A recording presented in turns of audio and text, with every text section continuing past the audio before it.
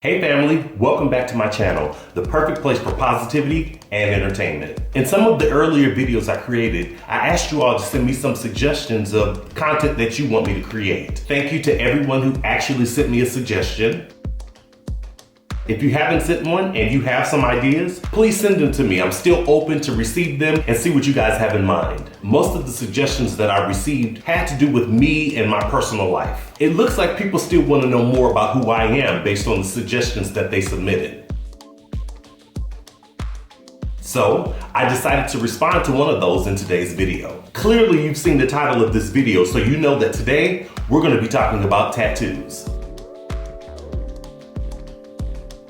Now, I can't just talk about tattoos generally. I have to relate them to my life and my personal experience. Let's be honest, that's why y'all watching anyway, because you could have Googled tattoos if you wanted to know about them, or you could have watched a documentary if you wanted to know the science and history of them. But that's not what this video is about today. This is about me, my life, and why I chose to get the tattoos that I have, and the question, do I regret them? Stick around and you'll find out.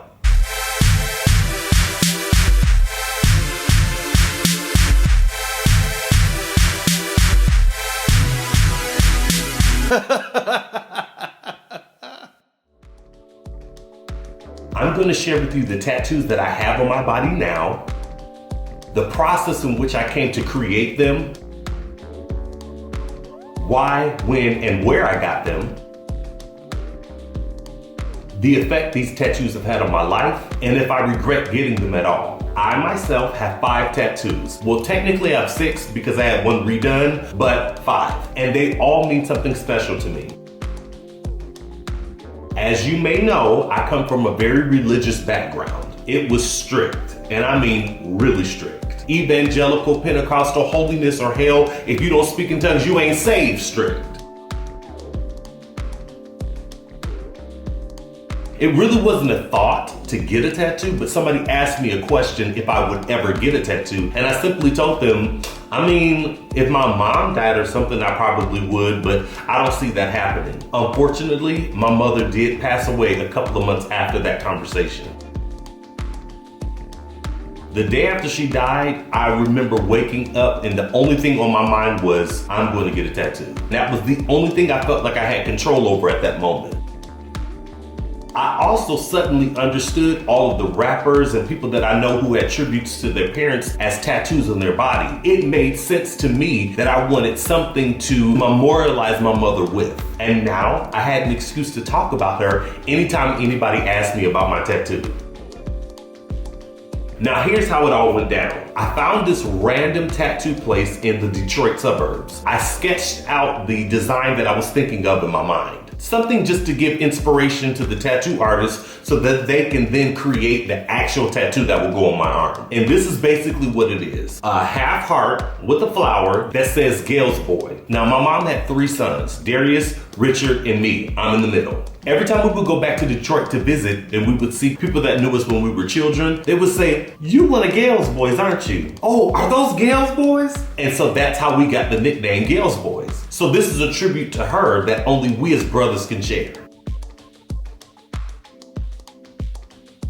So he took the design and then he thought about it. He came back to me and asked me how much money do I have. Once I told him how much money I had, he went straight to the copy machine, copied the design that I made, put it on my arm and started to tattoo it.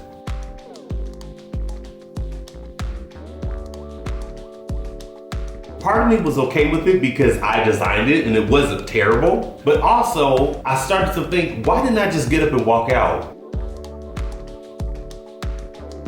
But then I remembered it was me, Bree, Kim, I think Nathan was there too, but none of us had tattoos before, so we were all tattoo virgins. So we didn't know what the process was or what we could or could not do. So I sat in a chair and I just received the tattoo that I created.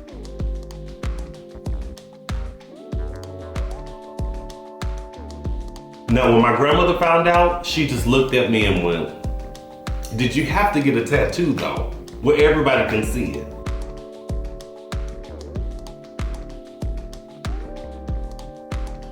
So I tried to reassure my grandmother that everything would be okay because I can always just wear long sleeves when I come to church. And that was my thought process behind getting it on my arm. Now that was 2003. In 2012, I took my little brother to get his Gales Boy tattoo when he was visiting me in Poland.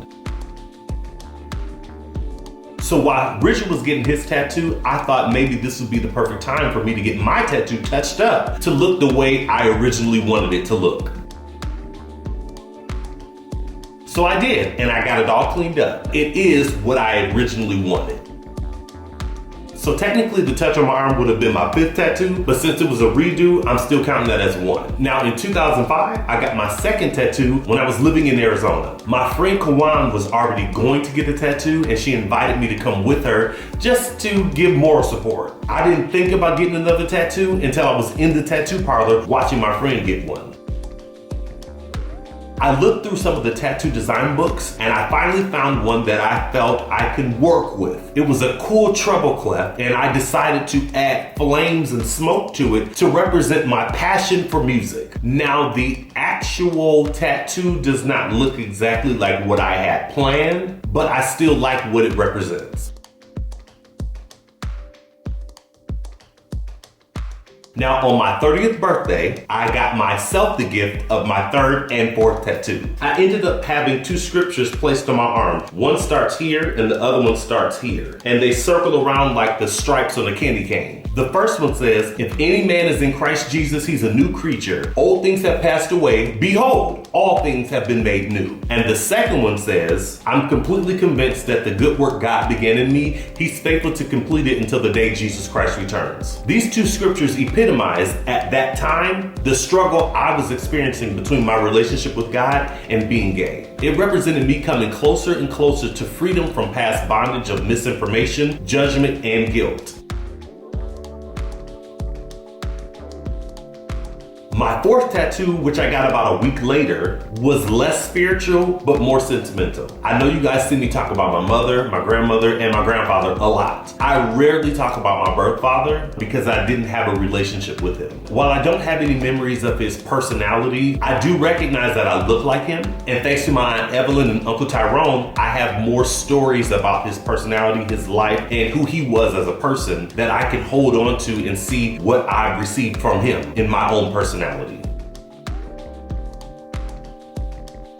Regardless of how much I know or don't know about him, I definitely wanted something to memorialize him as well, since I have my mother. Luckily, my father's name is Love, so I was able to incorporate a larger message along with his name. So it's a heartbeat that also spells the word and name love. At the end, you can see it's a line that fades into dots, and the message is, we live to love. Once we stop loving, we stop living.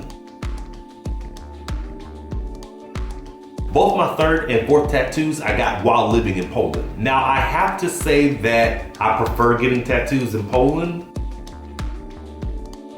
I think the process for me was just much different. I had to make an appointment first to design the tattoo and then come back on another day to get the actual tattoo. This process helped me to really give the artist time to create something that I would like to have on my body. And also, the ink in Poland is black. And I'm talking about black. So like after 3 or 4 years, it's still black, not green, or faded black. So if I ever get a tattoo again, it would definitely be in Poland. And this is my opinion based on my experience. So don't try to come for me in the comments talking about, well, we have great artists in America. I didn't say we didn't have good artists in America. I didn't say we didn't have black ink in America. I'm just saying that when I went to the tattoo parlor, I got better ink in Poland. Me. And the artist paid attention to what I wanted and took time to create what I wanted. So that's all I'm saying. And it was much cheaper. Now my 5th tattoo is actually my 6th tattoo, and it was on the same day when I got this one touched up about my mother. I came up with an idea for a new tattoo.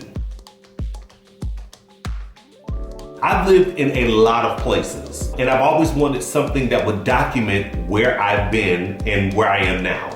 Also, I love skylines of cities. Sometimes I just Google skylines and I look at New York, Seattle, San Francisco, Portland, Detroit, London, Toronto. And I love how the buildings, are together and there's some kind of focal point that draws your eye to the center or to the side of the skyline. So I took all the places where I've lived and found one image that would represent each place. And then the tattoo artist helped me put it in order to create a skyline. Now I'm gonna go through it so you can see exactly what is what. The car represents Detroit for Motor City, and that was where I was born and raised. The tree represents Portland, Oregon. The rocket represents Normal, Alabama, which is where I went to university. Alabama A&M University, go Bulldogs. The mountains and sunset represent Phoenix, Arizona, and that's where I went to grad school. The houses represent Poland, where I currently live. These buildings represent Atlanta, Georgia. These buildings represent Dallas, Texas. And the Space Needle in the middle represents Seattle, Washington.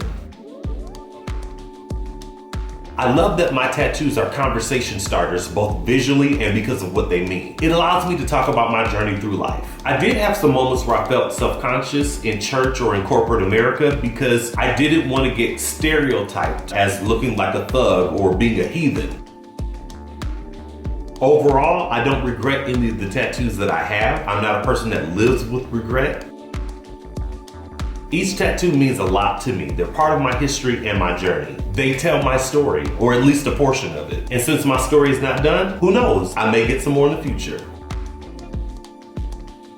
Well, that's all for today. I hope you enjoyed this video.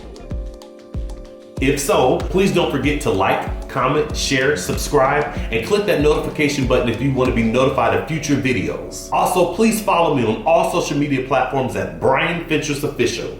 Until then, stay safe, be kind, and remember, we are all family at the end of the day. Peace.